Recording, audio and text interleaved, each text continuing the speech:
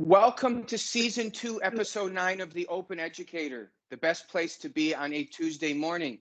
Thank you for all joining us today and taking that first step to grow personally and professionally. I would like to encourage everyone with a camera to turn it on and be present and listen intently. The USF Entrepreneurship and Innovation Program prepares students in three main ways. One, to develop and build a business, and we have lots of entrepreneurs all along the Sun Coast: bars, restaurants, startups, technology, etc. But we also empower students to be entrepreneurs or corporate innovators working for some of the top companies in the world, and maybe we'll hear about some of them today. So we need people who are developing new products, services, and creating value from those ideas, even with working within a firm. And lastly, we empower students to define careers that they define for themselves, not what others define for them, and to create a career, a journey that may not even exist or that's in line with their values. And before I introduce our next guest, I would like to actually pivot and say a few words from one of her books, The Project B Way, that speaks to that last point of the entrepreneurship pillar that we have in the program. We choose our lives and how we live it, the people in it, how we use our time, our perceptions, and our dreams. You can choose to live rich, colorful lives on our own terms. Creating the life you want may seem complicated or impossible at times, but if you identify small actions and steps you can take every day, they can add up to big changes in your life. The story of who you are, what your life is today, and what it can be in the future is written by you. Taking small steps every day will help you to reach your goals and create the life and career that you want. Our next guest is someone who I look up to professionally, and rarely do you meet an academic who is a triple threat, a combination of this academic rigor and knowledge, practical execution, and humanistic leadership. She has worked with some of the most creative companies in the world: Disney, Cirque du Soleil, Sesame Street, has endless and fascinating stories, is an alumni of USF, Go Bulls, and having known her for many years, I've always looked up to her and the amazing work that she's done, the goals she sets, and how she transfers or transforms her vision into a reality. Our next guest will be sharing her experiences with these companies, the Project B Journal that she wrote with her co-authors. So please give a warm welcome to Clinical Associate Professor of Management at the University of South Carolina, Dr. Wanda Chaves. And we do this when we have our mics off in sign language. So Dr. Chaves, welcome. Thank you for being here this Tuesday morning. Where does this find you? And can you bring us up to speed on what you've been working on? So the floor is yours. Thank you for all your words, Steve. I admire you just as much. And I'm happy you've been in my life for so long. So I prepared some slides to share with you so that you're not just looking at my face. So as I'm talking, I'll share some visuals with you if you don't mind. Okay, so can everybody see my presentation? Yes. Okay, great. So as said, my name is Wanda Chaves, and I teach at the University of South Carolina in the management department. I have been there for 4 years. I'm originally from Puerto Rico, where I am right now, spending time with my parents because my department told me it was okay to come here and teach from here. So I am currently right here. This is where I was born and where I'm from. And I wanted to start with that because being from Puerto Rico has influenced all the decisions that I have made in my life. It's a beautiful place to be from, with a very rich culture, beautiful people, but it's also a very tiny little place. So when I was born here and we grew up here, but I always dreamt of like seeing the world and doing like many other things that, you know, way beyond our tiny little island that's only 30 miles by 100 miles.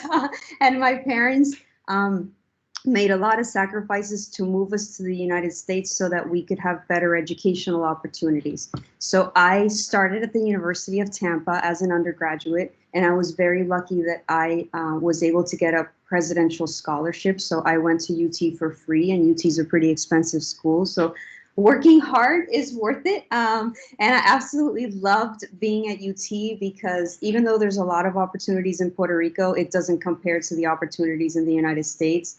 So I took 21 credits every semester because that's what my scholarship covered. And I wanted to make sure I took advantage of every single option that I had. I double majored in psychology and French, and I minored in English. And then I took all different classes because I wanted to learn as much as I could. And while I was at UT, I met many inspiring professors who encouraged me to not just go get a job, but to think about what life can I create so that hopefully I can make a positive impact on other people and a positive impact in the world. And I loved being in the educational environment so much and learning that I decided that I wanted to get a PhD. So I went to USF, go Bulls, and I studied industrial organizational psychology. I had a very excellent mentor that I still keep in touch with at UT, and he promised me that if I studied IO psychology, that I could do anything that I wanted to in my life. And I trusted him because I had so many interests. I had trouble choosing like what to get my PhD in, but he promised me, he's like, Wanda, if you study IO, you'll have so many options. And sure enough, like I've been able to do so many different things in my career. So I still thank Dr. Dale Bracken for encouraging me to pursue my PhD in IO.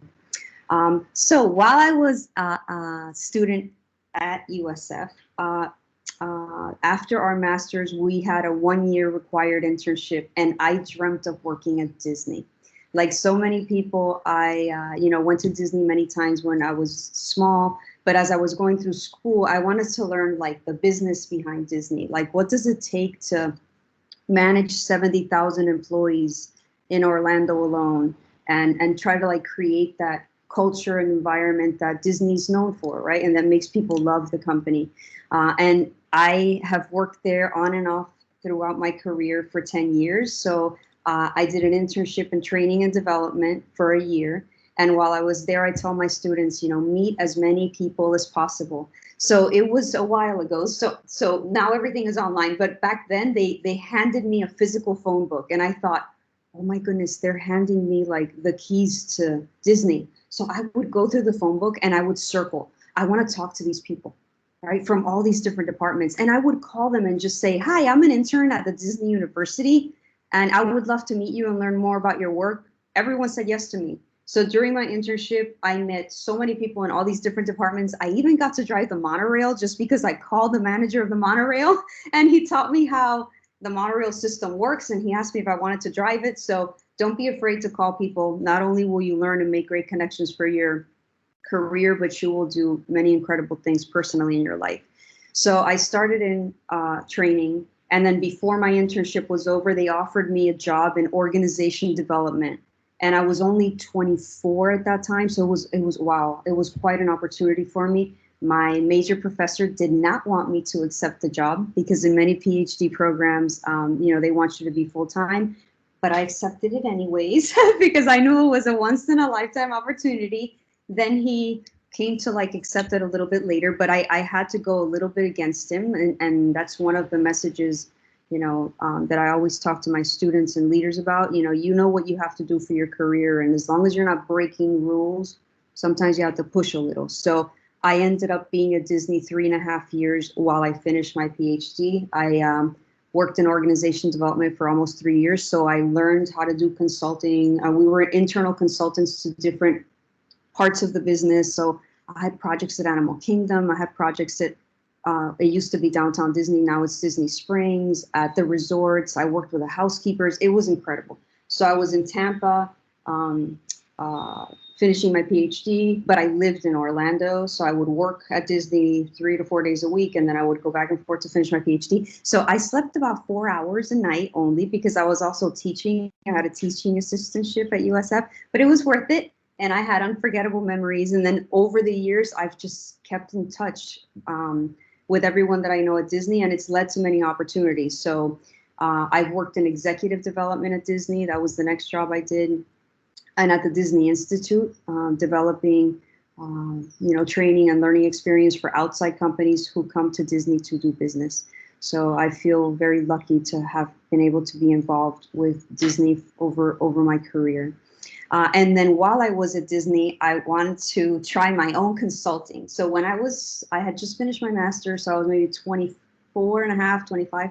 I started my own LLC because I wanted to see what it was like, what it would be like for me to do my own consulting. So I answered a request for proposal for a company. It used to be called Precision Meters, but now it's called Census Metering Systems. It is a manufacturing company, and they manufacture water meters. And I thought, okay, I know nothing about manufacturing or water meters. I'm going to try it. And I had never put together a request for proposal. So I asked my friends at Disney who were in the consulting department with me, like, to give me samples, and I did my best. And I was offered the job. I was a little bit surprised because I didn't have that much experience. But he took a chance on me, the vice president. And so I was, at Disney, then consulting at Census Metering Systems and doing my Ph.D. and teaching. So that's why I only slept 4 hours a night. But it was worth it. And I was learning every single day. I loved everything that I was doing. And then what I was learning at Disney and at Census Metering Systems, I would bring into the classroom, and it would benefit my students too. And then after Disney, or after I finished my PhD, I decided to leave Disney because I didn't just want to know Disney. I wanted to learn from other companies. So I went to work at a consulting firm in Atlanta, Georgia, full time. And they had big projects with clients like Boeing Commercial Airlines. So I got to go to Wichita, Kansas, and work on a project there. Deutsche Bank, private banking, Latin America. They sent me to Brazil to work on a project with the vice president and the 7 different offices that Deutsche Bank has in South America. And then over the years, I've continued my own consulting with like PricewaterhouseCoopers, and a lot of it is through connections, you guys. So I did a project at PricewaterhouseCoopers in Israel because through friends, someone knew like a head of PwC in Israel, and they invited me, and I said, yes, please. And I've done projects in Turkey, in Russia, and again, through the network. People will recommend you. So those relationships that you develop, even with each other right now, will be forever. And you never know what's going to come from them, whether it's now or 20 years from now. And then my other dream company, like Steve mentioned, was Cirque du Soleil. I can't see you guys right now, but I hope that you've seen a Cirque du Soleil show. Right now they're suffering because of COVID, but I hope that the company comes back. But the first time I saw a Cirque du Soleil show, I was at Disney, and Cirque used to have a show at Disney, and I saw the show and I sat there and I was like, I have to work for this company. It was this thing in my stomach, like, I don't know what I would do for this company, because with my nerdy PhD in IO, I have no idea how I would fit in, but I have to. So it took me 10 years, but I achieved my goal. So I started little by little, like Steve read from the book, right? Little steps will eventually, hopefully, get you to where you are. So I was teaching at the University of Tampa, because after the consulting firm, they offered me a job in the management department at UT. I loved being a student there so much that I came back to teach there. I just started making phone calls to see if Cirque du Soleil would do a project with my students, because I thought, oh, great, maybe I can get my students involved with Cirque. And that turned into many projects over the years with Cirque du Soleil and my students. But what I really wanted to do was I wanted to go to Montreal, Canada. Ooh, I wanted to be in their headquarters where they create the shows. I had been there, I had met people, but I wanted to work there. So I met, through the years, I met a vice president at Cirque, and he told me, Wanda, just stay in touch with me. I don't have a project for you yet, but stay in touch with me. And every few months, hi, Bernard, how's it going? I would send him emails. Once in a while, I flew to Montreal just to like have lunch with him. And 10 years after my first watching that show, 10 years later and keeping in touch, he calls me and says, Wanda, we have the perfect project for you. Can you come to Montreal? I couldn't believe it was happening. I still can't believe it was happening. And he said, I was intimidated. He goes, can you come up here and help us to be more creative and innovative? I said, what? How can I help Cirque du Soleil be more creative and innovative? But you have to believe in yourself. So I thought, okay, I'm intimidated because they are one of the most creative companies in the world, but I can do this. So I went up there and it was fascinating. Once I started working for them, I realized there was a lot of like OD, like they needed help with their processes and how they were creating the shows. So I could help them, right? So from the outside, they looked very creative, but from internally, there were changes that they could make. And that project was fantastic because what we did was we did a big benchmarking study where we interviewed and I talked to like executives from 35 different like top companies, like big names. I got to like, you know, through LinkedIn, like connect with executives at Sesame Street, Converse, Johnson & Johnson, Burton Snowboards. Like it was incredible. And they all said yes to me because they admired Cirque du Soleil so much. So we did the study. It was almost a year and a half or almost 2 years. And then we developed a strategy for how Cirque du Soleil could bring in different processes and work with their people differently.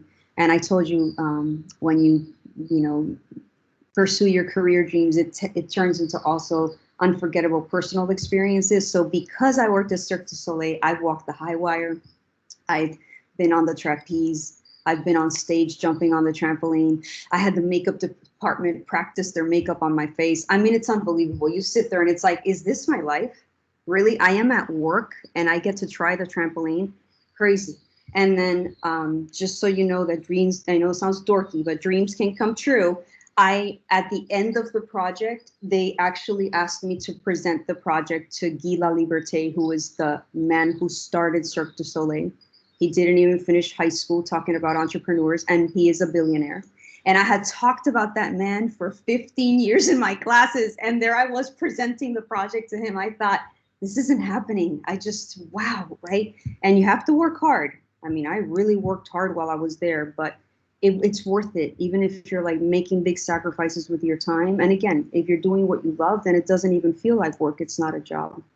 And then I'll make it quick so that we can open it up to questions. My continuous full-time job is, I've always been a university professor. So all these other things I'm talking about, I do part-time in addition to my full-time jobs. So my full-time jobs have been, I taught at the University of Tampa for 6 years, full-time in the management department. Then I went to a conference on design thinking at the Ringling College of Art and Design when I was a professor at UT.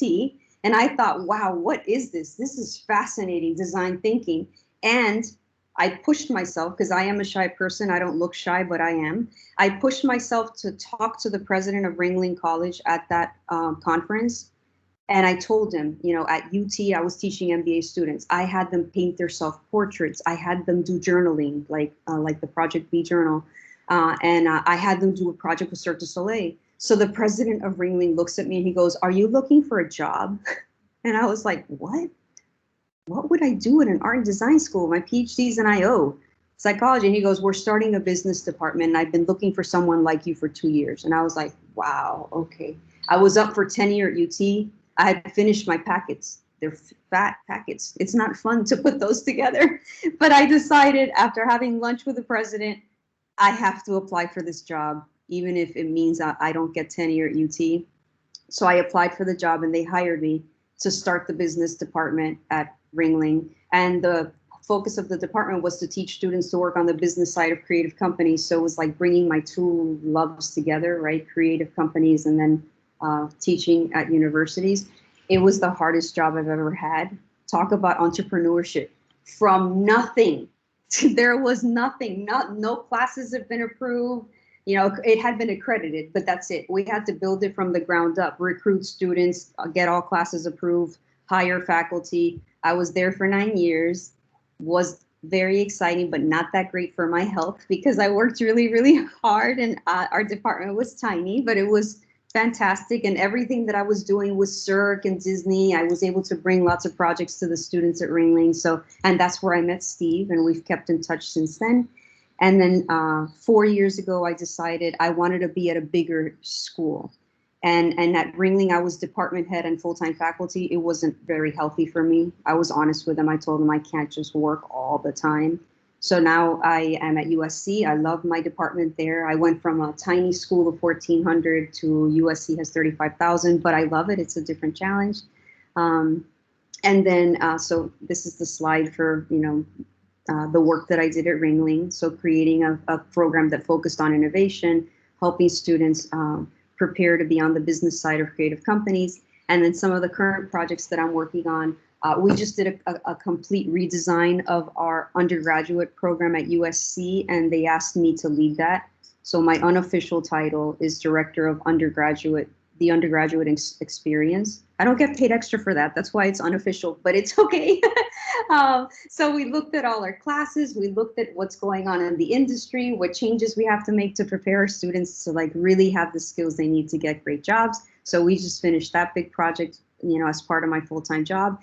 And then I also have, when I was at Ringling, so like 10 years ago probably, I went to Barcelona and I thought, okay, well, I want to meet people who are, you know, doing kind of what I'm doing, but in another university. So there's a school there called the Elisava School of Design and Engineering, and they have similar programs that are business and design thinking. So I made connections with them while I was there. And over the years, I've taught online for them.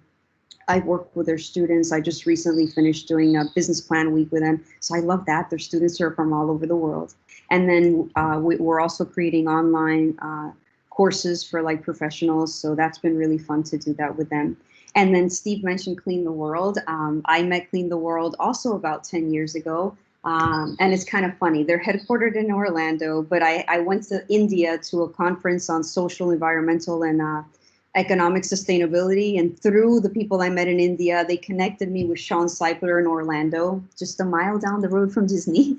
So this is Sean Seipler. He is one of the people that I admire the most in the world. He is a perfect example of a social entrepreneur, right? So he was a business executive, a marketing executive, traveling all over the United States. And he decided he wanted to do something more meaningful with his life. So I love him. He says, I just started to pay attention to, you know, as I was going around my daily life, like what are some opportunities? So one of the things that he noticed was the soaps that, you know, we use if we stay in hotels once or twice, they just get thrown away for hygiene reasons. So he came up with the idea of what if we collect all these soaps from all these thousands and thousands of hotel rooms in Orlando alone, right? And in Vegas. So he focused on Orlando and Vegas.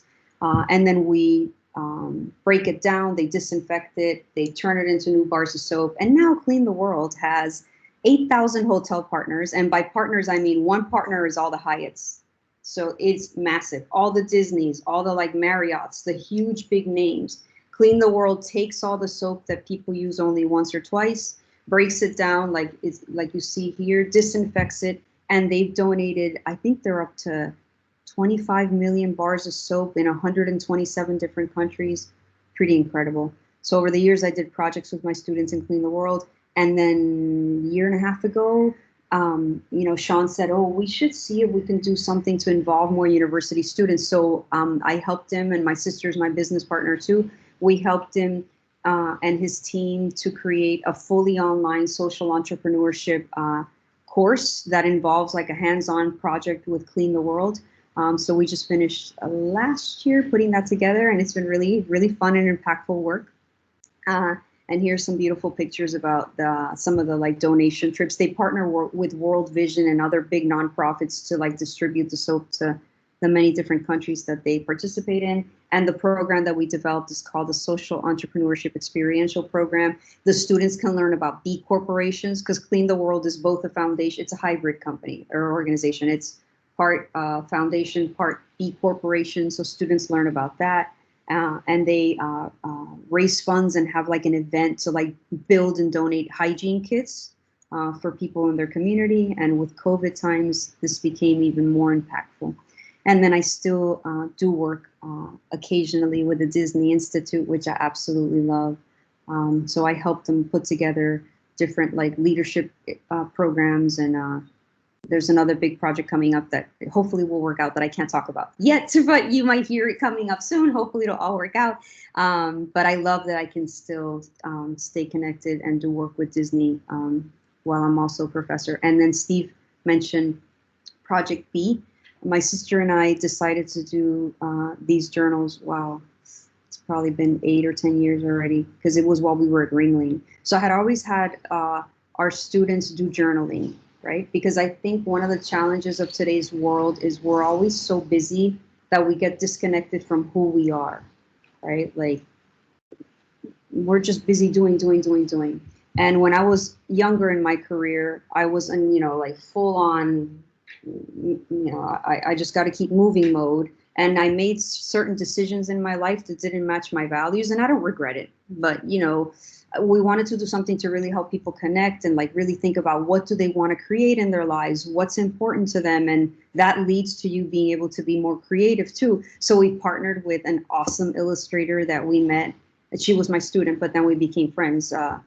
Sadie Stetson, she illustrated like all the questions that I would have my students answer in my leadership classes over the years. We turned it into an illustrated journal. We also made one in English called Proyecto C because Spanish. We also wanted to have a Spanish one. And then we wrote the second book that Steve had in his hand. So we've written like 3 books, which it has more of a structure if you want to like think about how to create the life that you would like to create. And then that led to us thinking about, wow, over the years, we've met so many amazing people, right? Through the Cirque project, through Ringling, through just other work that we've done. So we created this online speaker series where over 3 years, we had 30 live speakers. I mean, executives from, Converse, Jim Henson, Google, right? She worked for Hasbro. He was the chief creative officer of Cirque du Soleil. So just these inspiring people. Here's our team. And my sister and I, this is Sadie who illustrated all. This is Luis, who I also met at Ringling, and he helped me with all the IT part of setting up the websites, making sure everything worked properly. So it's been a really exciting journey. And the latest thing we've done with Project B right before COVID was we started to work with different schools. So a principal in Brooklyn, New York, somehow found our journal. And she called me and she says, I'm the principal of an all-girls school called Bella, and Bella stands for Brooklyn Emerging Leaders Academy. And she said, we love your journal. Can you help us come up with a full curriculum that the girls can, do while they're doing the journal? I want to have a curriculum for the teachers to be able to integrate like exercises and games so that it supplements the journals too. That was an amazing project. And we were supposed to go to New York and work with them all summer, but then COVID hit, but it's okay. I think more will come when life becomes a little bit more stable, but it was pretty incredible the few times that we were able to go there. So that's some of my current projects, and I hope I didn't talk for too long, Steve. So I'll stop sharing them. I would love to have a conversation, discussion, or answer any questions anybody has. Absolutely. First of all, thank you for sharing that extensive, but also these tapas of all the different experiences that you had. I mean, you can see how what an English major, French, and psychology, if I remember, can transform into many things. And so regardless of what program you're in or what you think you might be interested in, these can be leveraged many different ways. And I hope when we were listening intently, we were able to connect them to a lot of the concepts that we have in our class. What did she mention? Consulting. What is this capstone course that we teach? Student consulting and design thinking. Working with projects, which are resume builders to go out and do your own thing. This is experience. Presenting, the importance of presenting, and Wanda getting the opportunity to present to the CEO of Cirque. And I can't even imagine how many hours were spent on research, benchmarking, which are all things that we learn in our scalability to build an innovation strategy and an innovation process. Is not so different than what you were doing with a creative company, but needs to identify steps in order to maximize return and be good stewards of resources. You also talked about the idea of identifying opportunities for yourself and for your career. So thank you. And hopefully we were able to make some of these connections. And I've always been blown away by Project B. That's why we use it in our course. But maybe you can share, when did the light bulb go on and say, we need to create this? And what kind of was the impetus, or how did it formalize, and how'd you go about doing that? Because, or what was the end goal or outcome that you were hoping for Project B, and what insight can we get as my students or we go through this journal? So the original idea, before the idea of a book, the idea of journaling came when I was teaching MBA students at the University of Tampa, right? So lots of criticisms about MBA programs and how they don't prepare students very well for life. right? That all MBA students are coming out with the same knowledge, which we all need. But so I wanted to do something really different with my MBA students. And some of my colleagues at UT actually said, you're a little crazy for trying this, but I wanted to, I didn't care. So, you know, I mentioned earlier, I would have them, and I was teaching a leadership class, right? So to help them explore, who am I as a person? And then what does that mean in terms of how I can lead other people, how I can lead myself, my own life. And most of them were older than me because at that point, you know, I finished my PhD when I was 26 and a half, 20, about, I was just turning 27. So many of my MBA students were in their 40s and 50s at UT. So I thought, okay, well, this is an opportunity to really like break their thinking about what they're used to, right? And many of them had full-time jobs. They were exhausted. They were all night classes. They came after work. So I wanted to do something, you know, really different with the leadership class. So I started off with, you know, designing the project with Cirque du Soleil and then building like journaling into it, right? So there was the like self-leadership part of it and then the like strategic leadership part of it that we applied to Cirque du Soleil. So I would have them keep a journal, but I didn't have a book. So I just gave them an assignment with journal questions that they would answer throughout the semester. And then I had them paint their self-portrait because I think one of the things that I'm most grateful for in my life is I've had a lot of like interdisciplinary experiences. I think one of the dangers of university is, you know, students like Steve was implying, think this is my major, so I have to do this field, but you are not your major, right? You are who you are, and your major is just one part of what you're learning.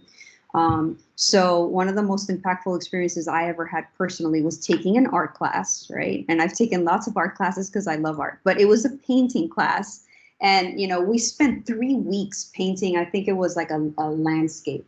And I was painstakingly like making my landscape perfect because that's my personality, which I've been trying and I made progress to not be so, right? But I worked so hard to make it perfect, right? After 3 weeks, the next class, the teacher goes, you have to paint right over it. I was like, what? I just spent 3 weeks, like, how many hours? And you want me to? It was one of the most insightful things in my life. I was like, wow, okay, I need to change the way I approach work because, you know, it's this like, so I thought, okay, I have to recreate that for my students. So I brought an artist in to work with the MBA students. They, you know, as part of like exploring their values and all this, they had to paint different paintings. And then, so that was at UT, but I hadn't met too many artists yet. So when I went to Ringling, I was surrounded by artists and designers. And I was so inspired by their work that I was like, maybe we could take the journal that I've been doing for years in my leadership class and actually give opportunities to artists, because I thought this is really cool, right? Because Sadie got paid for doing it and she gets a cut whenever a percent of whatever we make from the book. So I wanted to give that opportunity to a young artist who I really admired and then together create something very special. So it was like a multi-year journey. I don't know if I'm answering your question, Steve, but and being at Ringling like opened up my mind even more. So the journal and the questions grew even like deeper than they were at UT. What I hear you saying is there was a need in the MBA for the business students in terms of journaling and reflecting, which I have all my classes, the students do some sort of journaling, one in your book, but then two have to create a video confessional or journal as well. But then you notice a different need within the design school where you could utilize some aspects to make it more visual. And now you have this book. So I guess the point where I hear you connecting is there was two different needs in two different areas. And through these experiences that Wanda had, she was able to formalize into a product and a service and the other types of support systems and materials that you provide. So it wasn't because of one experience, it was because of many different experiences, this network and life. So I'm going to push, if I can, prime the students if you guys have questions. After I ask Wanda this question, I know your background's IO site, and you've mentioned two things, which is always like $1 million question. You know, you said work hard, work hard, work hard, work hard. You know, follow your dreams, follow your passions. You know, wasn't good for health. how do we rectify this idea of balance? And does balance really exist, or in what shape, or what does that manifest? Because I know for a fact my students are working really hard in my class. In the other classes, they might be working full-time or part-time. They might have boyfriends, girlfriends, kids, families. They might be taking care of a loved one who's sick. They're managing many things, and everyone wants to have a good life as a college student. So how do we manage, or what can this manifest, or how can they get something sort of some sort of, we'll say, understanding of, okay, this is balance in this part or this part, and what advice could you give, and does it exist, I guess? Okay, well, I've struggled with that my entire life, but it's not necessarily a bad thing. So, okay, if you do what you love, the danger is you will work even more because you love what you do. So you want to do more of it and you're excited, but then you're going to find yourself working all the time. The one good thing about that is that most jobs you will have to work a lot. So create a career doing what you love and it won't feel as much of like a job, like a job. It'll be fascinating. Um, but yeah, we have to set boundaries. I struggle with it, Steve. I'm not going to lie to you. And it's up and down in my life. But the good thing about being a university professor, if any of you are considering that, is, summers slow down a little, but then I always fill it with extra work. So I think balance, the definition of balance depends on the person, right? So if I'm doing enough of what I love, it feels balanced enough. That's one of the reasons I left Ringling. No insult to Ringling, it's an amazing place, but being department head didn't match me. The administrative, 10,000 paperwork thing, it killed my soul. And I told the president of Ringling this, so it's not new if he ever listens to this podcast. Hi, Larry. So I had to be honest and tell him, I love this school, I love this program, but it doesn't match who I am. Right? Like I can do it. So I chose to leave. It was hard after 9 years to say I'm leaving. It was a tough, but it has helped my balance. Mm-hmm. What I'm hearing is it takes work to know yourself in order to understand what balance is for you in the different parts of your life and such. So it actually takes work to find balance because you have to balance your values, balance your wants, balance your desires. So this is often overlooked when we talked about balance, that we think it's like a genie and comes out of the air. But in fact, the reason why we journal, the reason why we reflect, the reason why we write and utilize these exercises in these books and the different tasks or exercises that we utilize is so that we can approach this in a way that is constructive and that we can kind of rectify these constant dynamics, constant pulls that we're being in. So we have to know ourselves. It takes work. At least that's what I'm hearing from you. And yes, and to answer your question about the journal, it actually, like, if I really think about it, it goes all the way back to when I graduated with my Ph.D. All of my professors, and I admired them a lot, told me, now that you have a Ph.D. in IO, right, the successful career is either you become a research faculty member or professor, or you go into the consulting world. So I was so tired, sleeping 4 hours a night, that I took no time to self-reflect. I just started interviewing at all these consulting firms. They were flying me to New York, to Chicago, to, in the middle of teaching, working at Disney, doing my own consulting and trying to finish my dissertation and defend it, right? So it was like this crazy, I got the job at the consulting firm in Atlanta. Yay, success by other people's definition, right? Because then I started it.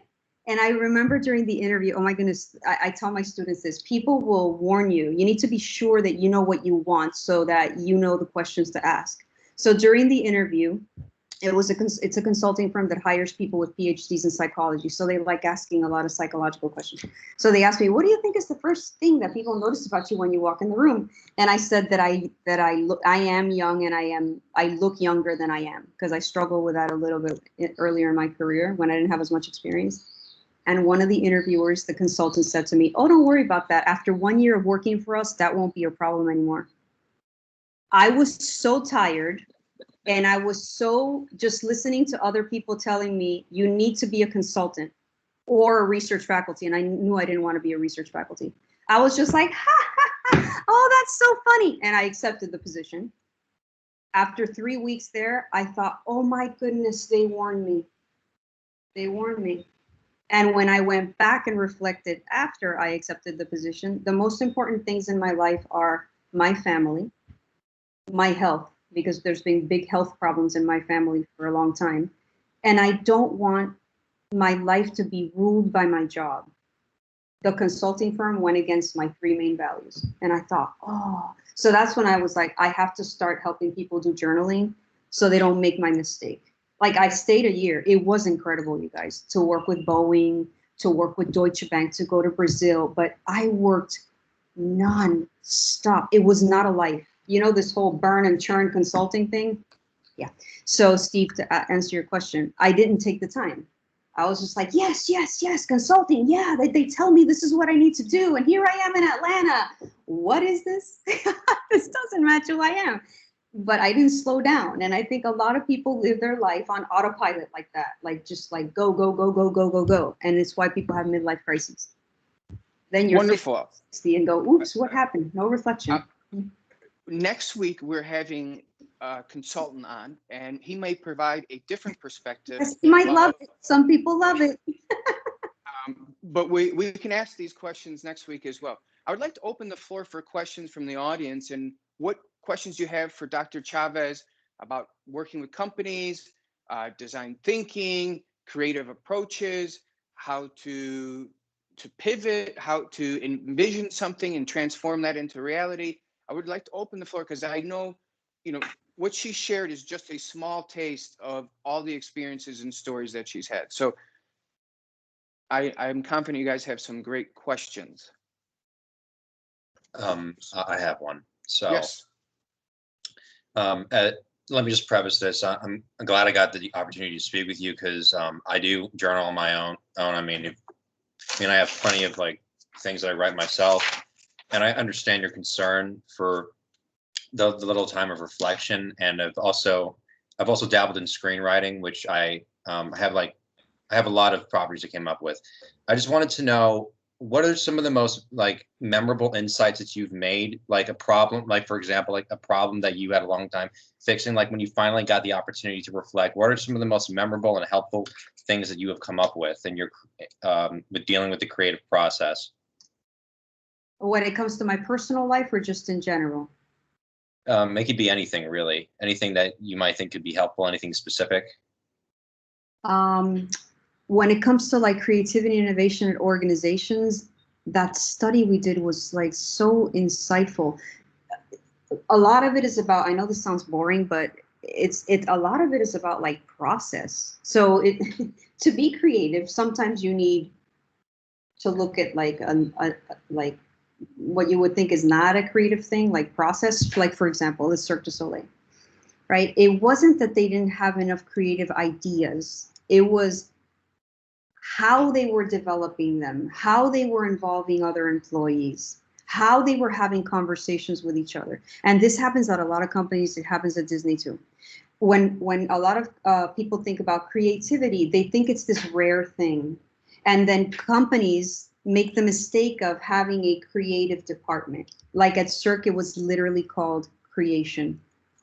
And at Disney, it's called the Imagineers. And people are like, wow, it's the creative team, it's the Imagineers. That's a mistake, because that puts so much pressure on those teams, and then everyone else feels excluded. Everyone else feels that they're just implementing, right? So you're killing the potential for all these other thousands of employees to be involved in the process. So that's what we did at Cirque. We put together like, you know, different ways of like involving the employees, like co-creation, and then bringing outside companies in, because that's another mistake that I think companies make. They close themselves up too much because they're afraid that other companies are going to steal their ideas, and you know, and they're not wrong. But some of the most inspiring companies I talked to, my goodness, I interviewed a robotics company in San Francisco. They're all Stanford Ph.D.s, incredible, super cool people. Right. And when I talked to them for the Cirque project, they said, we share our computer code for our robots with anyone who wants it. And I was like, what? That's your IP. Aren't you worried about people stealing it? He goes, no, because our goal is to have robots helping us in hospitals, helping us in manufacturing facilities, helping disabled people inside their homes. So if we share the code and have a lot of different scientists working together on our code and us on their code, we will accomplish our goals of having robots more integrated into our lives and helping human beings faster. I went, wow, that's incredible. So I don't know if that answers your question, but those are some of my big insights. It's, you know, I don't know, like the creativity in people is already there. It's like, how do you put the channels in there and processes and ways of working in place so that people can contribute, people can be involved beyond their job. Just like I said, you know, you are not your major. In companies, an employee is not his or her title. And some companies like force you into this little like circle. It's like, oh, you're an accountant. What are you going to have an idea about our shows? Does that What I would like to connect with, I think it did a great job. And what I want to connect it to is the content that we're learning in class. So as Wanda said, some companies might be great at creating ideas, but not necessarily creating value from the ideas. And Michael, I know you're in the creativity and innovation class, which is just kind of the entry course. If you were to continue on to the scalability and the student consulting and design thinking, what you learn is exactly these processes, tools, frameworks that companies utilize to create processes so they can maximize value from their ideas. So the students like Sienna, Stephanie, Tyler, Marshall, who are either in or have gone through the scalability class, which we take an institutional view of innovation, which means that it's constantly learning, and we learn about concepts of co-creation, wisdom of crowds, open innovation, where you use IP and knowledge from externally, which is not a common tradition historically in R&D and innovation. So we can start seeing how these experiences that Dr. Chaves has mentioned in terms of the biggest struggles that even creative companies are facing need processes, need tools, need frameworks, need people to implement and envision these processes. So they only have so many resources or much resource, and they need to maximize that return to drive revenue, et cetera, et cetera. You get the point. But these are not guaranteed. It's not as well known as finance and accounting and marketing and management. It's a newer discipline that's evolving rapidly. And as Wanda said, companies need help, not just the creative ones, but even the bean counter companies. And this is the value of the entrepreneurship and innovation program. And we distinguish between entrepreneurship and innovation because of these challenges, the differences between firms and what a startup and an individual might do when they're creating their own venture. So wonderful question. I see two more hands up. Maybe Piero and then Ethan. Okay. Hi, Dr. Chavez. I really enjoyed the PowerPoint and all you talked about, and I had one point. I also consider myself shy, and I understand how this world works on connections. And how do you think nowadays we need to do connections properly? Because I know there are types of connections that can be like small. I can email you or contact you on LinkedIn. However, what will be the next step for a good connection per se? I recommend asking people you admire who they think you should connect with, because this was my big insight. Wow, once you get into the circle, amazing people know amazing people. Like this like people that are doing cool work, then they know all these other people that are doing cool work in other industries. So, you know, ask your professors, ask other people that you know in your career who they know, who you can connect with. And even the whole LinkedIn thing, I wasn't a big fan of LinkedIn, but then I did the Cirque du Soleil project. I reached out to all those executives on LinkedIn. I paid for premium. It was worth it. I don't know what it costs now, but it was like $100 a month back then. It's worth it for a few months because then you can in-message anybody. There's CEOs in there. I mean, I'm like, everyone is on LinkedIn. So I reached out, and of course, I was reaching out saying, I'm doing a project with Cirque du Soleil. So they weren't saying yes to me. They were saying yes to the Cirque brand. But if you send like, I don't know, a thoughtful message, a lot of people have connected with me. Just I don't like personally, and Steve, you can tell me if you don't, I don't like when I get a connection request with no note. It turns me off. This is not Facebook. I'm not trying to like collect friends on LinkedIn. It turns me off. Even from my own students, it's nice to go, hey, Dr. Chavez, you know, I'd love to connect. Even if it's like a little note, you should always have a note, not just hit click, click, connect, connect, connect. Because I think it turns people off. So, you know, look at something in their profile. Oh, I'm interested in like how you did this project, and ask them, can we have a 15-minute Zoom call? Like I would always try to connect like this. because then that starts the relationship, not just I have 1,500 like, connections on LinkedIn. Like you want to really like get to know people and ask your faculty. My students, like, I ask them, what do you want to do? Some of them are like, I love snowboarding. Great. I know people at Burton Snowboard. Do you want me to connect you? But don't make the person offer. Ask them, like, do you have someone that I can talk to? And not just, don't ask people like, hey, do you have a job? Because then sometimes they feel like they're being used. Like, be genuinely interested in the person, like, what's your career path? Like, and then later they'll probably like have links for an internship for you, like, jobs, projects for you, but you have to build a relationship before you get to, hey, can you hook me up? Yeah. And stay in touch consistently. I've had people disappear from my life for 15 years. Then they're popping up and going, hey, can you recommend me for this job? It's not good. It's not, you know what I mean? It's like, you haven't even stayed in touch with me. You're using me. It's not a nice feeling. So like, I work really hard and I'm shy like you to stay in touch. Like, I'll go through my cell phone. I don't know, I have like 300 phones in there, right? And I go, oh, I haven't talked to these people for a while. Let me call them and see how they're doing. I'm not going to wait till I need something and then call them. I think that's like the world we're living in right now. Like, it's like transactional. Like, I'm just going to call you when I need you. That's not how you're going to develop deep relationships that'll last forever, right? So I don't know if that's helpful, and really like ask people who they can connect you with, because I've gotten consulting projects. It's amazing, you guys. Just because someone picked up the phone and said, hey, Wanda would be great for this. And literally they connect me and the person's like, when can you start? What? Just because so-and-so recommend, that's how powerful it is. Now I'm qualified.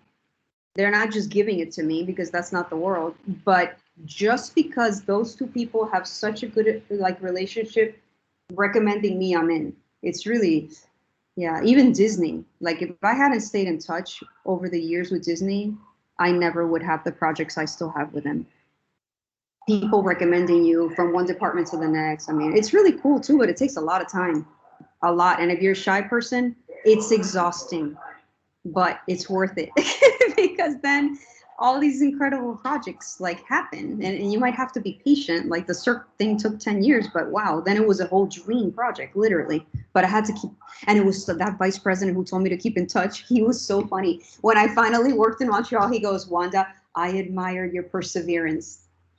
Because for 10 years, I sent him like emails. I went up there because he told me stay in touch. So, and then he's my friend now. It's not just that he got me the job. So I don't know if that answers your question, but. Yes, it did. And thank you. One of the reasons why we started this open educator community was for just that. And every week we have a new guest, different industries, different experiences. This is the purpose. We're standing shoulder to shoulder virtually for this networking opportunity. But it's not easy, as Dr. Chaves says, it takes effort. I know Ethan has had his virtual hand up raised for a while. Yes, hi, Dr. Chaves. So I know you kind of touched on the point earlier about how a major doesn't define someone, and that's one thing that I'm worried about a lot. And just to preface this, I'm dual majoring in psychology and interdisciplinary social sciences, and that's one of the biggest things that I worry about. I'm trying to explore different fields because I'm not really sure what I want to do, but I have interests. So I guess my question is, how do you make yourself stand out when you're, looking for opportunities in different fields, but you don't really know what you want to do? So if you have interest, I say try a project in every one. And I know some people disagree with me on this. I'm not against doing work for free, even at this point in my career. I'll give you the Cirque du Soleil example, right? So I waited 10 years. Sorry about the loudness, it'll pass in a second. So I waited 10 years and then Bernard calls me, the VP, and he says, the budget hasn't been approved for this yet, but I think it will be. Okay, but I'd like you to get started now. I was like, oh my God, he's asking me to work for free, but this is my dream. Some of my consulting friends were like, you're insane. You're not going to go to Cirque du Soleil and work for free, are you? I said, yes, I am. I'm sorry. Because he said, and I trust this man, that the budget will probably be approved. Some of my friends literally were like, and again, you can't have an ego. They were like, what? You worked at Disney 8 years. You have a PhD. How are you going to go work for free? That's ridiculous. I'm like, I'm sorry. This is work that's a dream, and I trust. I started working there for free. 2 months later, budget approved. I made really nice money, you guys. So, you know, volunteer. You don't want to get taken advantage of. That's important, right? Because there are companies that will take advantage of you. But if it's, you know, impactful work, the project is for not too long, and you can start to build your resume, build your connections when you're getting, then it's worth it. So I would say, you know, even volunteering, offering, you know, free help without being taken advantage of, you start to build your resume, and then you're testing things out. Like, oh, that's work I'm interested in. Like I was like you in a psychology major. I was like, wow, I could take this. What am I going to do? I had no idea what I was going to do. Even when I started IO, I'm like, where's this going to take me? I have no idea. So I started trying a few little things and then seeing, okay, this is interesting, not the consulting firm route, but I like my own consulting, right? And, you know, little by little. So does that answer your question? It does. Thank you. You're welcome. Ethan, one of the first things that stands out when you said interdisciplinary social science, design thinking is rooted in the social science and the methodologies that you learn. And do you know who uses design thinking? And I don't know if you like sports. NBA, Orlando Magic, they're hiring. They actually have jobs titled design thinking, and they're looking to hire people. Mm-hmm. Coca-Cola, Pepsi, Johnson & Johnson, Blue Cross, who can master the methodologies behind design thinking. And we teach design thinking in the student consulting design thinking course.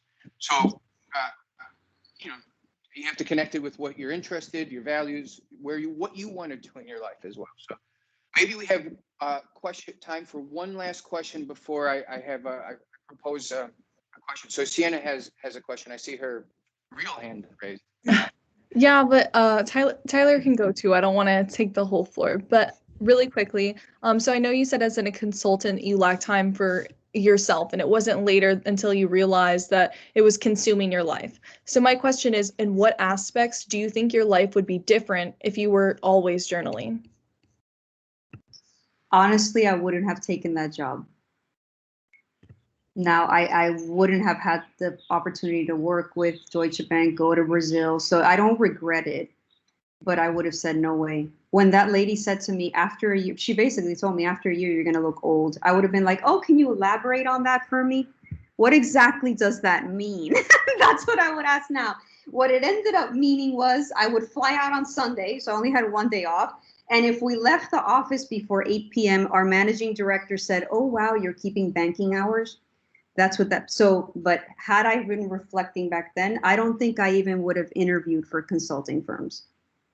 And another thing that happened at that point in my life was people that I admired, professors told me, you can't go be a business professor right now because no one will take you seriously. You look too young.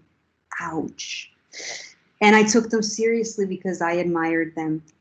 So I went off to because I knew I wanted to be a professor. But I was like, wow, okay, I admire these people. It must be true. So I went to work in consulting when what I really wanted to be doing was being a professor.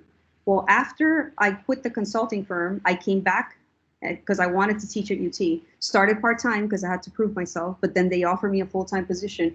I'm not saying this to boast you guys, but just the first full-time year that I taught at UT, I won the Business Professor of the Year award at my young age. So I went to those faculty who had told me that, and I said, I appreciate that you were giving me what you thought was good advice, but please don't do that to young people ever again. Because I could have done it from the beginning. And this goes for parents too, by the way. I adore my parents, but my parents didn't think I should go get a PhD. They were like, what? You're gonna wait 5 years to like start working? Because, you know, from their perspective, but now they're like, wow, the smartest thing you ever did was get a PhD. So even the people that we love will have advice because they love us, but it's their perspective.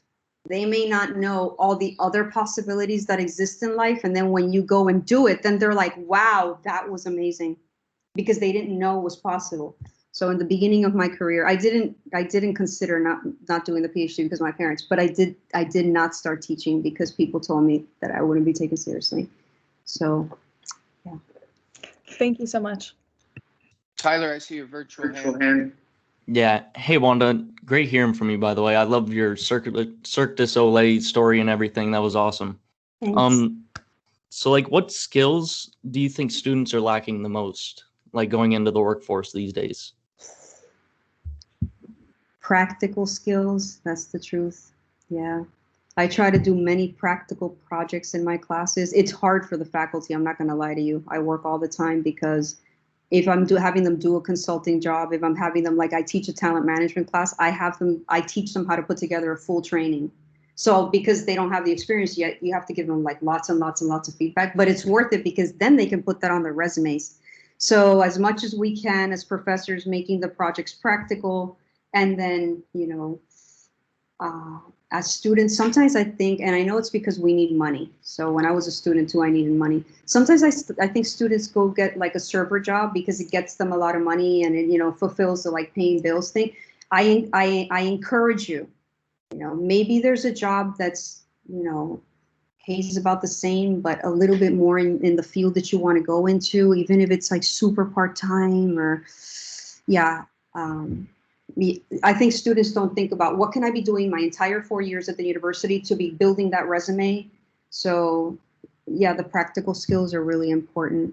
So the more you can get that, even if it's through volunteering or asking a professor, hey, you working on something that I can help you with?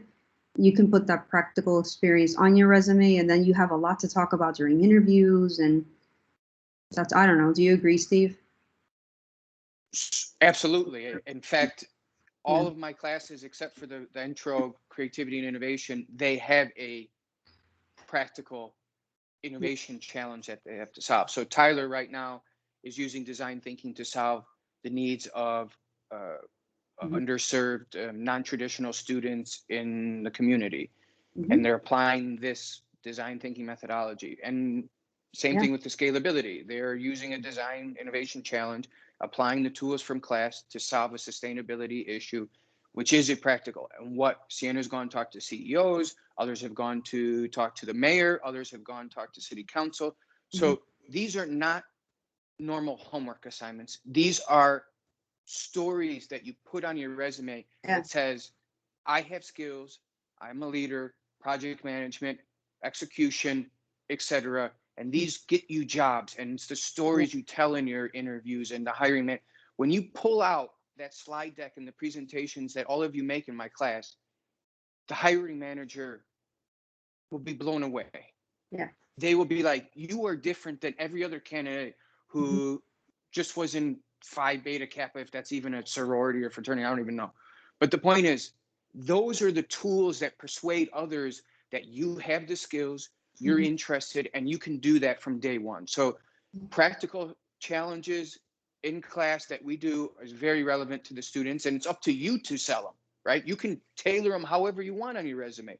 And Brandon and some of the support groups that we have at US will help you do that. But these are skills and differentiate you. So yeah, put them on your resume. Important. Yeah, I'm surprised, like a lot of, and I love my students, like, I'm not saying this in a negative way, but like they send me their resumes to review and I'm happy to do it. None of the class projects are on there. I'm like, my goodness, put this on there. We did a talent acquisition project. We did like a training and development project. Boom, boom, boom. Then it's like, wow, you've done all this. But sometimes I think they don't realize it is experience. Don't just put like your, college jobs, server and all this is great, right? Bar back, fine. And look at everything that I experienced in school, like on campus. I had a course project section when I was your age, right? Because it's experience. I had a volunteer section on there, right? Because they don't care if you got paid or not for the work. They care that you did it. Just like Steve was saying, you've worked on a team, you managed a project, you created this, you came up with these ideas. So yeah, I encourage my students. It's like, okay, think everything you've done, not just an official job title, right? Or part-time job. How do you showcase that on your resume? And remember when we went back, creating the journey and life that you want, and you do that through stories and experiences that you have, those small steps. And these are small steps if you're kicking and fighting and you don't want to do that, but you're able to craft that story to help connect those dots going forward. So I have one last question before we wrap up, and then I want to kind of make a small closing. But I ask all our guests to the Open Educator community, if you could go back and give yourself advice to your younger self, what would you say to her? I would, this goes back to what I was talking about a little while ago. I would say, don't let other people, even people you admire and love you, get you off the track you want to be on. And it's tempting to do it because you admire them, you think that they know what's best for you, but maybe your path is totally different. They don't even understand what that path is, but you got to do it. Like, yeah. And don't let other people tell you what you're capable and not capable of doing. Show them. When someone tells me that I can't do something, I see that as a challenge. Watch me. At least I will try. If I fail, okay, but I'm going to try. So yes, that's what I would say. You know it through reflection. If you haven't done it yet, you will figure out what path you want to try or what path you want to create. Right? And you got to keep moving in that direction, even if other people, including friends, girlfriends, boyfriends, whoever's in your life, they question you or they think, that's nuts. What the heck? You won't make any money. Some of the happiest people I know, they're making money doing what they love. They found a way to do it. It's not easy, though. It could take a while to figure it out. But So I'd like to pull one section from your book, just to kind of wrap up, that I believe ties the woven thread throughout our session today. And it says, every day you are actively writing the story of your life. Instead of living your life on automatic pilot, take a few moments at the start of each day to ask yourself, and at the end of the day, what story do I want to be able to tell about what I did today? And being here today in the Open Educator session is helping to create and write that story for you. But you have the rest of the day to continue writing that story and to tell a story of what you want of today, tomorrow, and the future. So Dr. Chaves, I couldn't be more grateful for you spending the hour with us, inspiring us. Please stay in touch, and we'll double back and maybe continue to hear some of the stories, journals, and future projects that you're working on. If the students wanted to reach out, is there a way, or how to follow your projects and other things? Maybe you can wrap up with that. Connect with me on LinkedIn. Include a little note. Yeah. So yes, I would love to stay connected through LinkedIn with you, and hey, maybe we can continue conversations even one-on-one. I'm happy to do that. Thank you for your time. I know you're busy, and look forward to connecting with you and catching up soon. Thanks. It was wonderful to meet everybody. Thanks, Dirk. Bye. See you. Thanks, Steve and Sienna. Thank you. Bye.